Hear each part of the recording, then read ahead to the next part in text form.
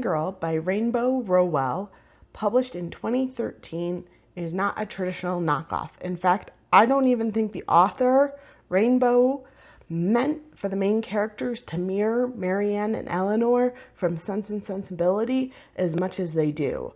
But I wanted to cover this book because it talks about knockoffs, also known as fanflicks, as a main part of the book.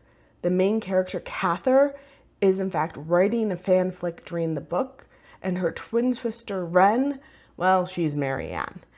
And I couldn't pass up the opportunity because this book so closely mirrors not only Marianne and Eleanor from Sense and Sensibility, but it also mirrors what I've been up to on my channel here, trying to talk about the knockoffs from Jane Austen. So the main premise of the book are the main characters, Cather and Wren, are twin sisters who are headed off to college. Their mother, who abandoned them, didn't know she was having twins, so didn't take the time to come up with two separate names, so just separated the name Catherine and named her children Cather and Wren.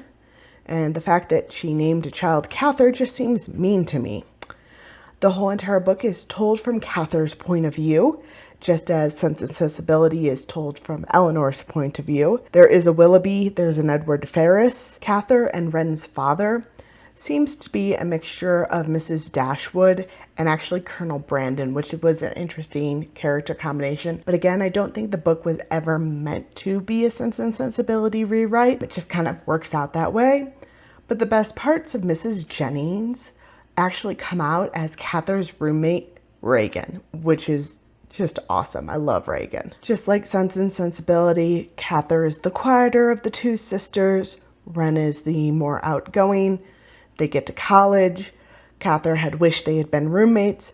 Wren wants her independence. Wren runs off. She goes to all the parties. She ends up with a bad Willoughby situation guy.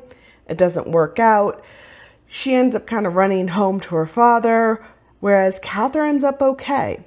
But this is where the book gets really interesting to me in terms of what I have been exploring here on the channel, which is the knockoffs, because Cather, besides being a college student, rather quiet, and with a kind of romantic interest, her own Edward Ferrars, if you will, she is actually a fanfic author.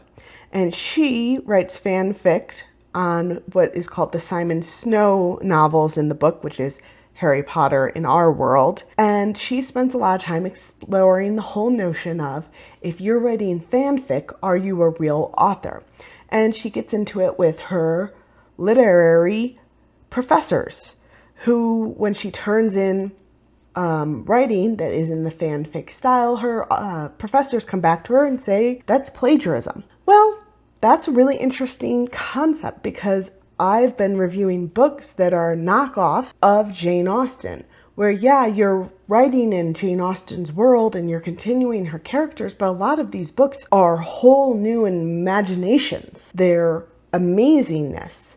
And it's been going on for all of eternity. We can go back to the whole entire notion that there are only 7 story types in the world.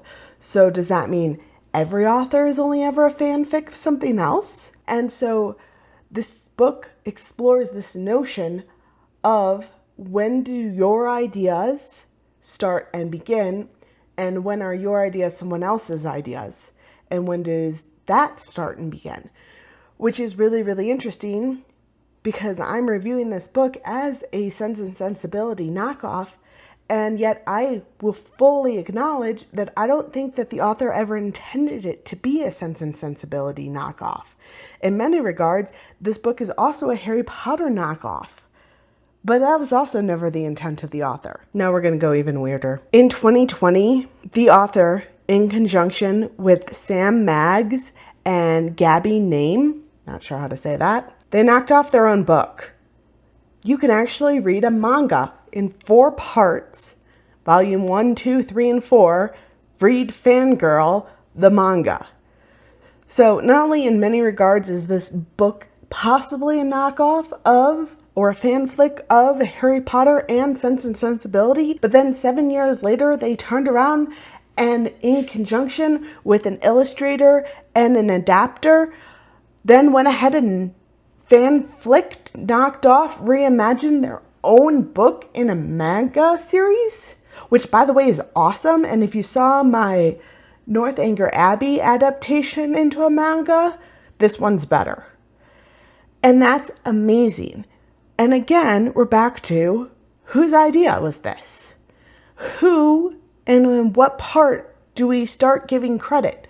Because I don't think the author, Rowell, originally sat down and thought someday this will be a manga.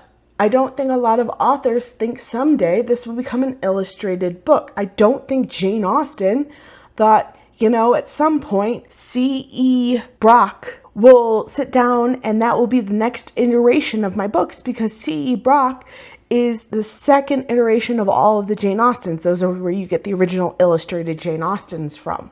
Those are the first knockoffs, if you will, fan flicks. Then we have, of course, in the early 1900s, you see Jane Austen's getting adapted into house plays that people would perform in their houses, like you see in Mansfield Park. So these knockoffs, these reimaginations, these fan flicks, they extend through all of time. And so I actually highly recommend Fangirl. If you're a Jane Austen fan, I would really recommend this. It is in the Sense and Sensibility style. It is the story of sisters. Yes, Eleanor and Marianne are the most common sister stories. And you could make the whole entire argument of Little Women. Is that a Sense and Sensibility knockoff where they just divided up the sisters' traits amongst more sisters? Maybe, because maybe there really are only 7 stories. And I really like this book because it explores that. It explores literacy, because Cather is a literacy student, or she's writing. She's in some sort of writing degree in college. So I really implore you to read this book. I think it's very well written. It's a quick read, whether you read the manga or the book itself, or if you listen to it, there's an audio version as well. I really like it. I found out that this author has written a whole bunch of other stuff since then, and they're all great. I did originally actually read this book with my sisters as part of our sisters book club back in like 2018. Before the manga came out, and I think I'm gonna get my sisters the manga because I really enjoyed reading it and going back to this book. There are a couple differences between the manga and the book, and that kind of makes sense because you do tell these stories slightly differently, which is another fun part of all of this. Whether you write a book, knock a book off, or reimagine the fan flick, all of this is just so much fun. Quickly, if you do decide to explore these books, the fan flick in the book is a Harry Potter knockoff called Simon Snow. And yes, it has Harry Potter and Draco Malfoy getting together. It is so much fun. So as always, read it, don't read it. But as always, please read something.